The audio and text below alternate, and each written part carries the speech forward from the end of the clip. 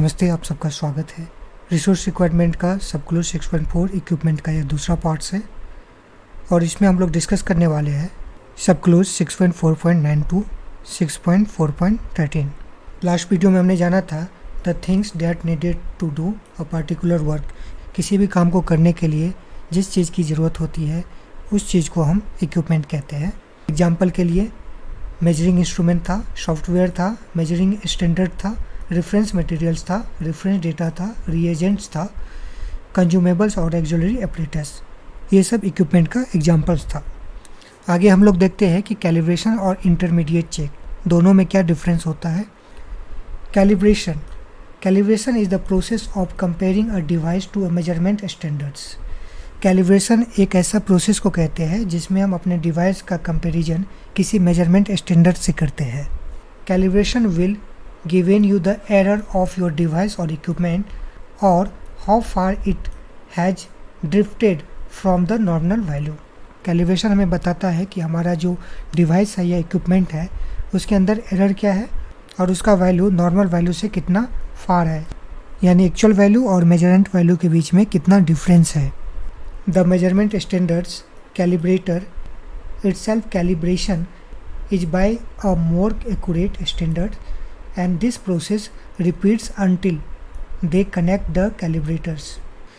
जिस भी measurement standard से कैलिब्रेशन किया जाता है उसे कैलिब्रेटर भी कहते हैं। उस कैलिब्रेटर का भी कैलिब्रेशन अलग से किया जाता है। उसको जिस स्टैंडर्ड से कैलिब्रेशन करते हैं उसका एक्यूरेसी उस स्टैंडर्ड से ज़्यादा होता है जिसका कैलिब्रेशन किया जाना है। And this process repeats until they connect the calibration. और जब तक उस कैलिब्रेटर या मेजरमेंट स्टैंडर्ड से कैलिब्रेशन किया जाता है तब तक यह प्रोसेस रिपीट होता रहता है। कोई भी मेजरमेंट स्टैंडर्ड या कैलिब्रेटर का तब तक कैलिब्रेशन किया जाएगा जब तक वो किसी दूसरे इक्विपमेंट का कैलिब्रेशन करता है। The definition of measurement unit itself is by the international standard of unit. जब भी हमें कोई कैलिब्रेशन करवाना होता है तो उस कैलिब्रेशन में मेजरमेंट का जो यूनिट होगा वो हमेशा ऐसा यूनिट ही होगा, इंटरनेशनल सिस्टम ऑफ यूनिट ही होगा। Through a well-defined calibration process under the international standard ISO 17025, every device used in the calibration measurement can track back to the international standards units। According to ISO 17025, कोई भी device जिसका use हम calibration measurement के लिए करते हैं वो device traceable होना चाहिए जिससे कि हम इसके यूनिट्स को ट्रैक कर सकें। When you send a device to a calibration lab, they will first calibrate the device। Calibration में हम अपने डिवाइस को कैलिब्रेशन एजेंसी के पास भेजते हैं और सबसे पहले वो क्या करता है कि हमारे डिवाइस को कैलिब्रेशन करता है, यानी कंपेयर करता है अपने डिवाइस से। This is to understand how far of nominal it is. और इस कंपैरिजन से वो ये पता लगाता है कि हमारे डिवाइस का जो रिजल्ट्स है वो उसके डिवाइस से कितना फार है, कितना अलग है। Next they do a verification that the device is performing in और out of tolerance which definition is by the published specification. उसके बाद वो ये वेरीफाई करता है कि उस डिवाइस का जो परफॉर्मेंस है जिसका कैलिब्रेशन किया गया है वो इन द टॉलरेंस है या आउट ऑफ द टॉलरेंस है, यानी उसका वैल्यू सही आ रहा है या गलत आ रहा है। If a device is performing outside of its published specification then the adjustment is made. Adjustment is the process of using information of time during the calibration eliminating error. This is so that the device will measure such closer to its nominal value। और अगर value out of tolerance है यानी fail दिखा रहा है, यानी हमारा device का जो रीडिंग है वो सही नहीं दिखा रहा है और उसमें एडजस्टमेंट की ज़रूरत होती है। एडजस्टमेंट तब वो करते हैं जब एरर जो है वो सिस्टमेटिक आता है, यानी हर मेजरमेंट पे एक फिक्स अमाउंट का डेविएशन होता है, तो उस टाइम एडजस्टमेंट करते हैं और एडजस्टमेंट के बाद वो एरर को एलिमिनेट किया जाता है, ख़त्म किया जाता है। This is so that the device will measure such closer to its nominal value. वो इसलिए करते हैं कि इससे हमारा जो डिवाइस का वैल्यू है वो नॉमिनल वैल्यू के करीब आए और हमारा रीडिंग करेक्ट हो। फिर है इंटरमीडिएट चेक। इंटरमीडिएट चेक क्या होता है? An intermediate check is a quality check that is performed for every reference standard while it is still within calibration date to ensure that it is still in good condition। जब हम दो calibration करते हैं उसके बीच में हमें यह ensure करना होता है कि वो डिवाइस जो हम यूज कर रहे हैं वो सही रीडिंग कर रहा है कि नहीं कर रहा है। और नेक्स्ट कैलिब्रेशन मान लीजिए अभी 6 महीने बाद होना है, तो वो इंश्योर करने के लिए हम बीच में एक इंटरमीडिएट चेक करते हैं। और इसमें हमें किसी बाहरी एजेंसी की ज़रूरत नहीं होती है, इसमें हम खुद ही अपने लैब के अंदर ही ये परफॉर्मेंस करते हैं। This type of quality control is implemented internally where the resulting data should be recorded and analysed. और ये जो कंट्रोल होता है ये लेबोरेटरी के अंदर ही होता है, जिसमें रिजल्ट को हम रिकॉर्ड करते हैं और उसको एनालाइज करते हैं। An intermediate check is perform by comparing to instrument with the same parameters. Intermediate check करने के लिए हम दो अलग अलग इक्विपमेंट लेते हैं जो सेम पैरामीटर पे होता है, यानी दोनों इक्वली काम करने वाले होते हैं। दोनों का एक्यूरेसी, रेंज और इन्वायरमेंटल कंडीशन सेम होता है। दोनों का डेटा हम लेते हैं और फिर कंपेयर करते हैं कि दोनों के बीच में कितना डिफरेंस है। अगर दोनों के बीच में डिफरेंसेस ज़्यादा होता है, इसका मतलब दोनों में से कोई एक इंस्ट्रूमेंट जो है वो गलत रीडिंग शो कर रहा है। अगर दोनों का रिजल्ट इक्वल आ रहा है तो हम समझ जाएंगे कि हमारा जो इक्विपमेंट है वो सही परफॉर्मेंस कर रहा है। One of a standard and the other is unit under calibration to check any differences of unacceptable error. जब दो इक्विपमेंट लेते हैं उसमें से किसी एक को हम स्टैंडर्ड इक्विपमेंट मान लेते हैं और दूसरा इक्विपमेंट को हम यूनिट अंडर कैलिब्रेशन यूयूसी कहते हैं, और फिर कंपेयर करते हैं कि स्टैंडर्ड यूनिट से यूनिट अंडर कैलिब्रेशन के बीच में कितना डिफरेंसेज है या कितना अनएक्सेप्टेबल एरर है। तो कैलिब्रेशन में हम ये करते हैं कि हमारा जो लैब का इक्विपमेंट है उसको हम बाहरी एजेंसी के पास भेजते हैं और उस एजेंसी को भेजते हैं जिसके पास NAVL का एक्रेडिटेशन सर्टिफिकेट होना चाहिए और उसके स्कोप में वो टेस्ट होना चाहिए जो हमें परफॉर्म करवाना है अपने डिवाइस के ऊपर। इसके साथ ही उसका जो कैलिब्रेटर है या जो इसका स्टैंडर्ड है जिससे वो हमारा इक्विपमेंट का कैलिब्रेशन करने वाला है, उस इक्विपमेंट का भी कैलिब्रेशन पहले से हुआ होना चाहिए। उसके साथ ही उसका जो मेजरमेंट इंस्ट्रूमेंट है जिससे वो हमारे डिवाइस का कैलिब्रेशन करेगा, उसका जो एक्यूरेसी है वो हमारे डिवाइस की एक्यूरेसी से ज़्यादा होना चाहिए, जिससे कि वो हमारे डिवाइस का सही से कैलिब्रेशन कर सके। साथ ही उसके पास अपने डिवाइस का ट्रेसेबिलिटी सर्टिफिकेट भी होना चाहिए, जिससे ये इंश्योर हो कि उस डिवाइस का कैलिब्रेशन जो है वो इंटरनेशनल सिस्टम ऑफ यूनिट्स के अकॉर्डिंगली ही किया गया है। कैलिब्रेशन बेसिकली साल में एक बार किया जाता है और इसका टाइम पीरियड 1 ईयर्स का होता है, जबकि इंटरमीडिएट चेक्स हम इंटरनली करते हैं। इसमें हमें किसी भी बाहरी एजेंसी की ज़रूरत नहीं होती है। इसमें हम सिमिलर तरह के इक्विपमेंट को एक साथ रखते हैं। उसी इक्विपमेंट में किसी एक को हम मास्टर इक्विपमेंट मान लेते हैं या फिर स्टैंडर्ड इक्विपमेंट मान लेते हैं और बाकी को हम यूयूसी यानी यूनिट अंडर कैलिब्रेशन मान लेते हैं। और जो मास्टर इक्विपमेंट है उससे हम कंपेयर करते हैं कि बाकी का रीडिंग मास्टर इक्विपमेंट से मैच हो रहा है कि नहीं हो रहा है। अगर उसमें से कोई ऐसा इक्विपमेंट दिखता है जिसका रीडिंग बाकी सारे रीडिंग से अलग दिख रहा है तो इसका मतलब उसमें कुछ ना कुछ एरर है, उसको हम एडजस्ट करते हैं, अदरवाइज इसको हम सर्विस के लिए भेज देते हैं। Intermediate check sheet basically 2 calibration के बीच में होता है। अगर हम कैलिब्रेशन 1 साल पे करवाते हैं तो इंटरमीडिएट चेक हमें 6 महीने पे करवाने चाहिए। बेसिकली ज़्यादातर लैब क्या करता है कि जब भी कैलिब्रेशन करता है उसके नेक्स्ट 6 मंथ के बाद इंटरमीडिएट चेक किया करता है, जिससे ये इंश्योर हो कि हमारा इक्विपमेंट जो है वो 2 कैलिब्रेशन के बीच में भी सही से वर्क कर रहा है।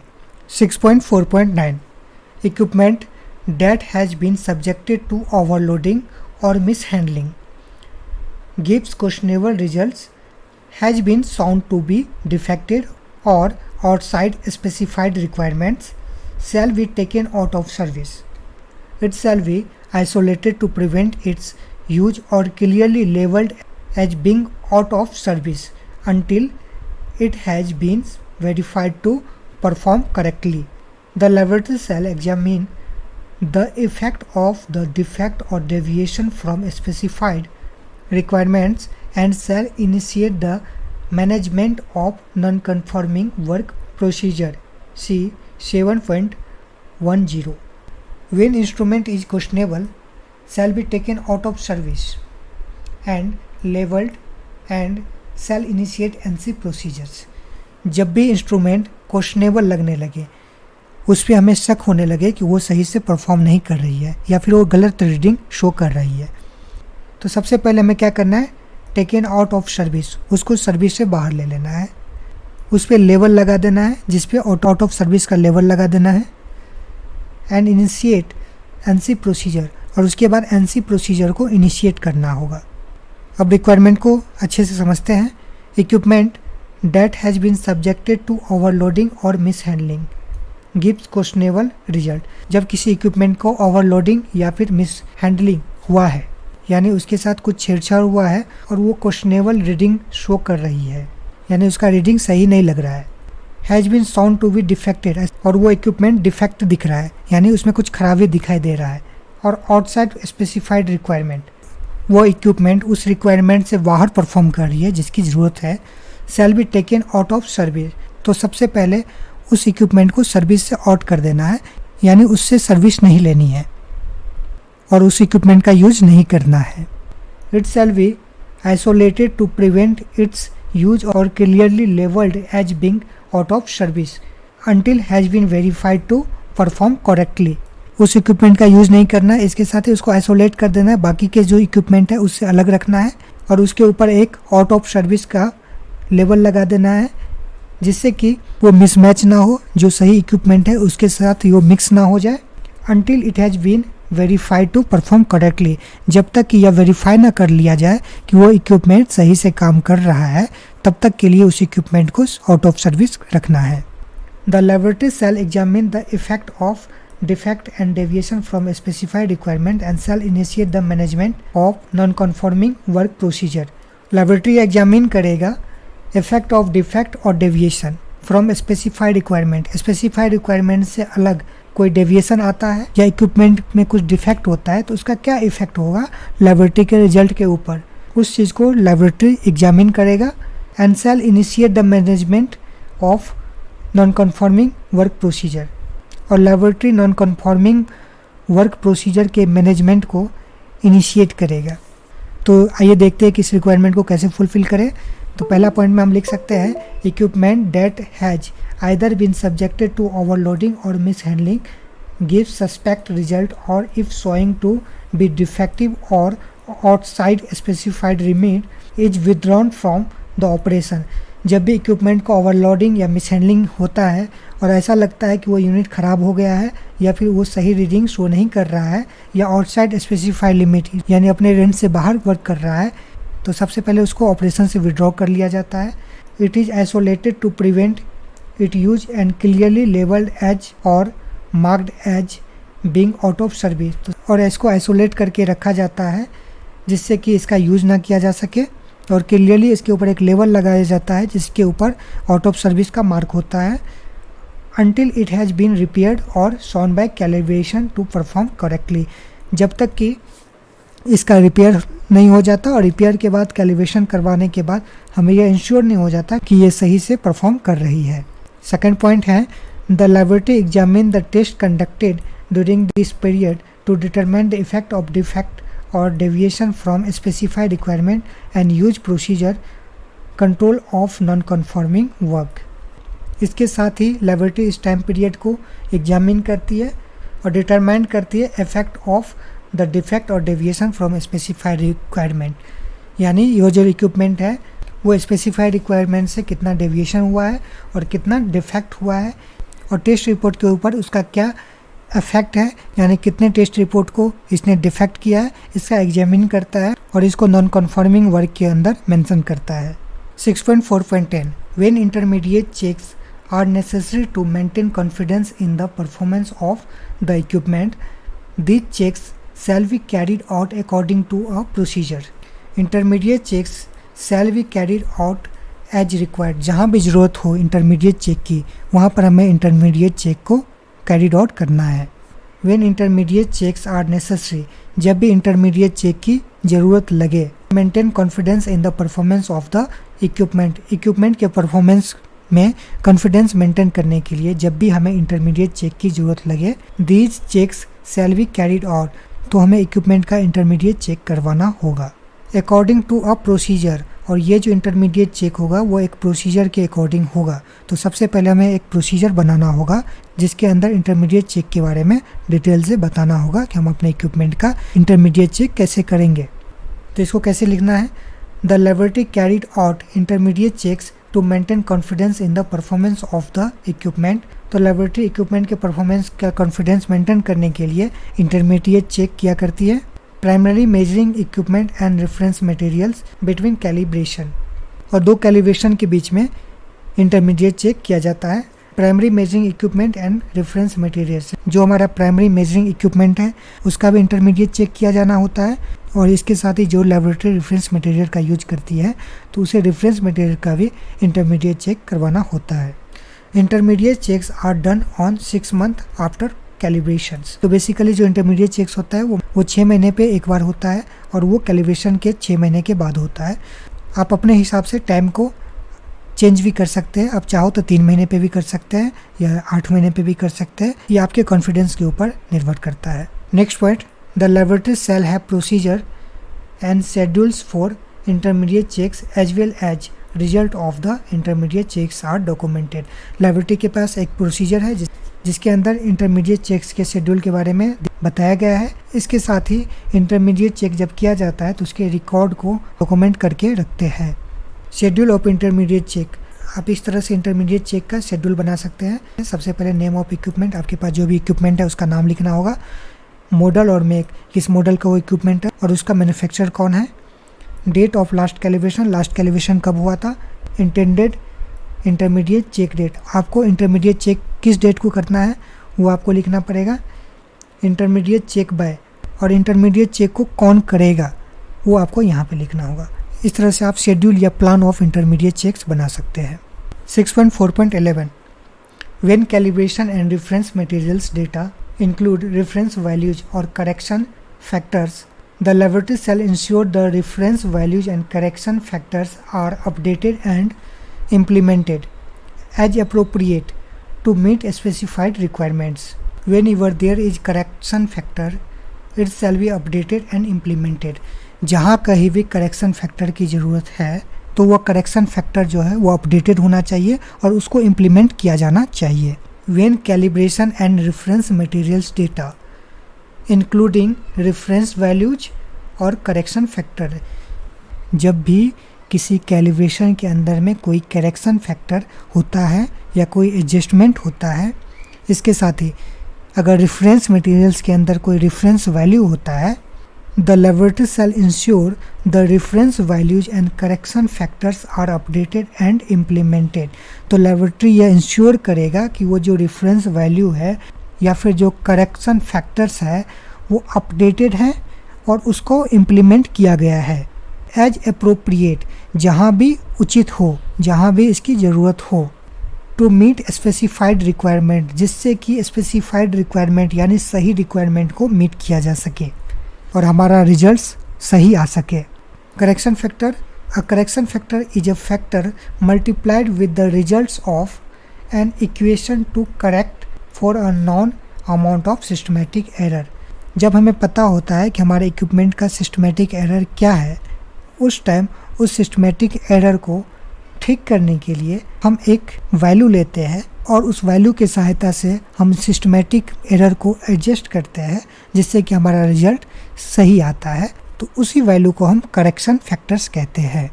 मान लीजिए आपके पास एक वेइंग बैलेंस है जो 20 ग्राम एक्स्ट्रा दिखाता है और अगर आपको 500 ग्राम तौलना हो तो वेइंग बैलेंस पे रखने के बाद वो 520 शो करेगा। फिर अगर आपको 1 किलो तौलना है तो 1 किलो के मटेरियल को अगर आप वेइंग बैलेंस पे रखेंगे तो वहाँ पर 1 किलो 20 ग्राम शो होगा। तो आपको पता है कि यहाँ पे 20 ग्राम का सिस्टमेटिक एरर आ रहा है। तो आप क्या करोगे कि कैलकुलेशन में 20 ग्राम कम मान के चलोगे जिससे कि आपका रीडिंग सही आए। तो इसी प्रोसेस को एडजस्टमेंट कहते हैं और ये 20 ग्राम जो है वो एक करेक्शन फैक्टर हो गया है। तो इसको हम लिख सकते हैं, all correction factors arising out of calibration of master equipment if any are taken into consideration while conducting the test. जब भी कोई करेक्शन फैक्टर मास्टर इक्विपमेंट के कैलिब्रेशन के समय अराइज होता है, आता है, तो टेस्ट के समय उसको कंसीडर किया जाता है। It is insured that correction factors of master equipment remains updated, और ये हमेशा इंश्योर किया जाता है कि वो जो करेक्शन फैक्टर है वो हमेशा अपडेटेड रहे। After calibration the laboratory ensure that the reference values or correction factors are updated and implemented as appropriate to meet specified requirement. Records are maintain in calibration certificate review status check sheet. Calibration के बाद जो भी reference value या correction factor है उसको जहाँ appropriate हो update और इम्प्लीमेंट करना है जिससे कि वो रिक्वायरमेंट को मीट करे और उसके रिकॉर्ड को एक फॉर्मेट के अंदर मेंटेन करके रखा जाता है। नेक्स्ट पॉइंट है 6.4.12 the laboratory shall take practicable measures to prevent unintended adjustment of equipment from invalidating results. Shall take practicable measures to prevent unintended adjustment, यानी गलती से किया गया एडजस्टमेंट जिसकी ज़रूरत नहीं है उसको रोकने के लिए प्रैक्टिकेबल मेजर्स लेने हैं लेबोरेटरी को। The laboratory shall take practicable measures, laboratory लेगा प्रैक्टिकेबल मेजर्स, मेजर का मतलब होता है उपाय करेगा।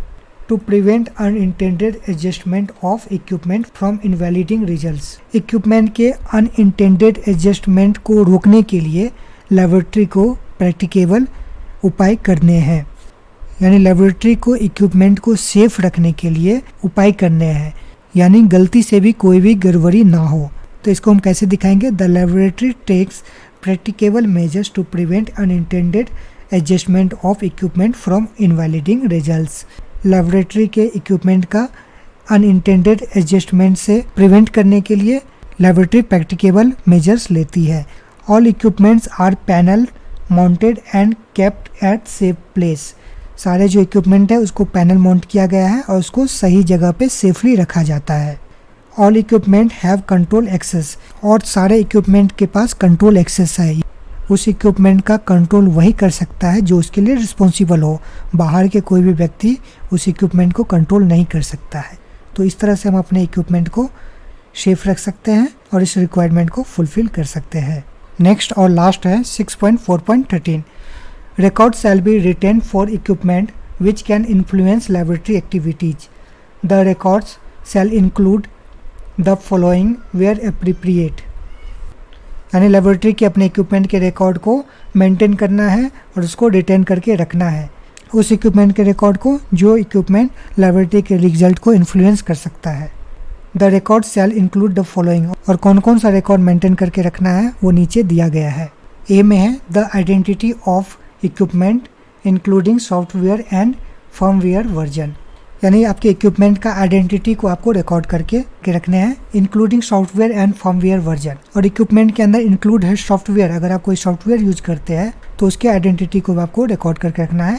साथ ही फर्मवेयर वर्जन, यानी कोई वन टाइम सॉफ्टवेयर भी है, किसी खास वर्जन का है, उसकी आइडेंटिटी को भी आपको रिटेन करके रखना होगा।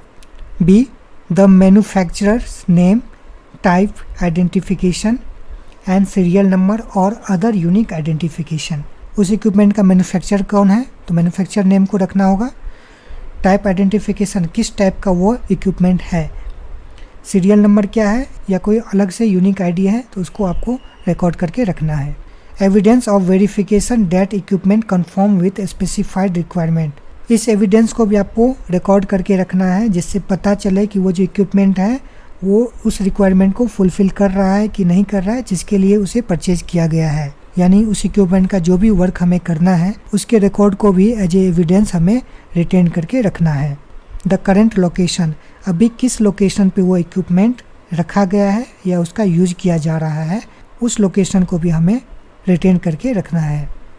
ई में calibration date, results of calibrations, adjustments, acceptance criteria and the due date of the next calibration और कैलिब्रेशन इंटरवल, किस डेट में वो कैलिब्रेशन हुआ था, कैलिब्रेशन का रिजल्ट क्या रहा, उसके अंदर अगर कोई एडजस्टमेंट किया गया है तो क्या एडजस्टमेंट है, कितना एडजस्टमेंट है, उसके रिकॉर्ड को, एक्सेप्टेंस क्राइटेरिया क्या रहा and the due date of the next calibration और कैलिब्रेशन इंटरवल, कैलिब्रेशन को कितने समय के बाद करना है और ड्यू डेट क्या होगा, यानी किस डेट को हमें फिर से कैलिब्रेशन करना है, यह सब रिकॉर्ड हमें रखना होगा।